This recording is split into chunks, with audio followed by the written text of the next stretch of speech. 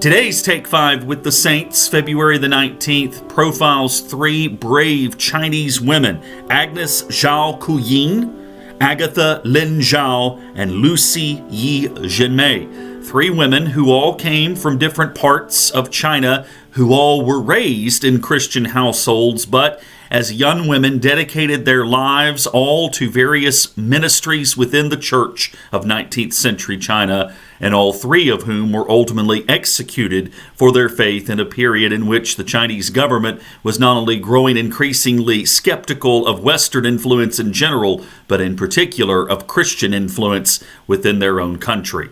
The reading that goes for their feast day today comes out of Matthew chapter 25, verses 1 through 13. Jesus said, "Then the kingdom of heaven will be like this. 10 bridesmaids took their lamps and went to meet the bridegroom. 5 of them were foolish, and 5 were wise. When the foolish took their lamps, they took no oil with them, but the wise took flasks of oil with their lamps. As the bridegroom was delayed, all of them became drowsy and slept. But at midnight there was a shout, 'Look, here is the bridegroom. Come out to meet him.' Then all those bridesmaids got up and trimmed their lamps. The foolish said to the wise, 'Give us some of your oil, for our lamps are going out.' But the wise replied, 'No, there will not be enough for you and for us. You had better go to the dealers and buy some for yourselves.' And while they went to buy it, the bridegroom came, and those who were ready went with him into the wedding banquet, and the door was shut.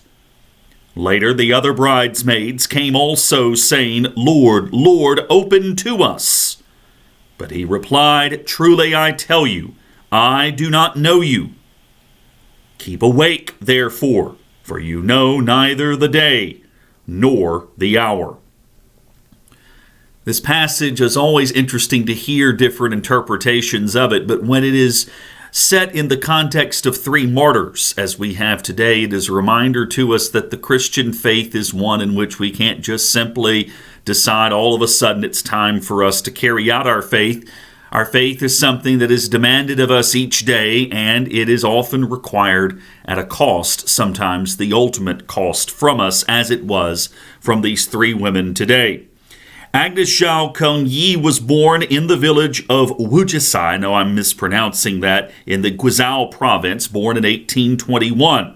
She married at the young age of 18, not unusual for Chinese culture of the time, but ultimately was treated poorly by her new family because of her Christian heritage. What's more, at the age of 20, just 2 years into her marriage, her husband died, and as such, her new family, her husband's family being her new family, again, because of Chinese cult customs in that regard, rejected her, and she took refuge with a Christian widow who then instructed her more about the faith that she had been brought up in with her own parents.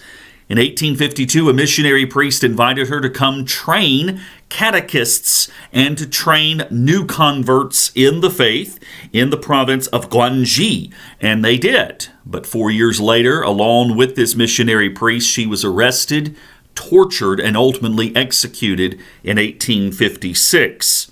Agatha Lin Zhao was born in 1817 as the only child of Christian parents. She had an arranged marriage set up, and again, at the age of 18, was online to marry her suitor. But unlike Agnes Tsao Kou Ying, Agatha Lin Zhao decided she did not want to go through with the marriage, and while her parents were somewhat tepid in their response to it, ultimately they accepted and supported her decision not to marry.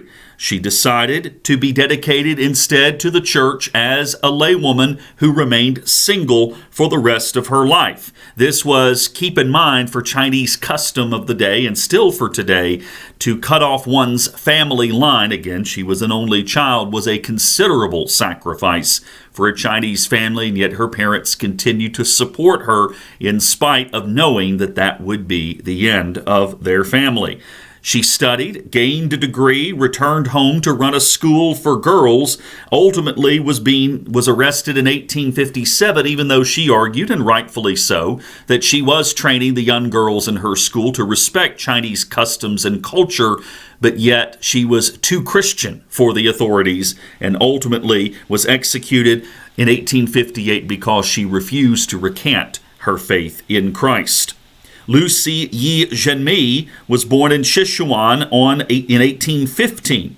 She also began university studies and, instead of marrying after the death of her father, worked to support the livelihood of the rest of her family, including her mother and brother. She assisted in her local parish, again, training up catechists, training up lay boys and girls in the faith. She also accompanied a priest on a mission in 1862, which was ultimately received very poorly by the local authorities, so much so that they turned her in and reported her for illegal activities of being Christian. She, along with several other Christian leaders, were arrested and beheaded without a formal trial in 1862.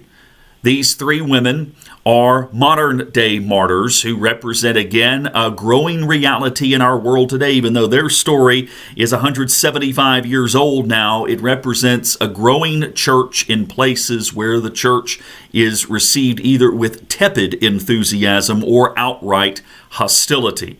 Is a reminder for us here in the West, as much as we might complain about many things, and rightfully so, about our culture and about the fact that the church takes many things for granted. It is a reminder to us of the fact that our Christian faith is not an entitlement. It is rather a great gift and privilege that we receive from God. It is one that, like the 10 bridesmaids, we must choose to be the ones who always are prepared to serve Christ when called upon and be ready to pay the cost of rejection, humiliation, of standing up for the truth and being ostracized for it, of standing up for the injustice of others and being willing to be condemned with them, of simply articulating the hope of the gospel in a world that seeks to squash hope. These three women from 19th century China give us a reminder indeed of what we are truly called to be and to do as disciples of Jesus Christ.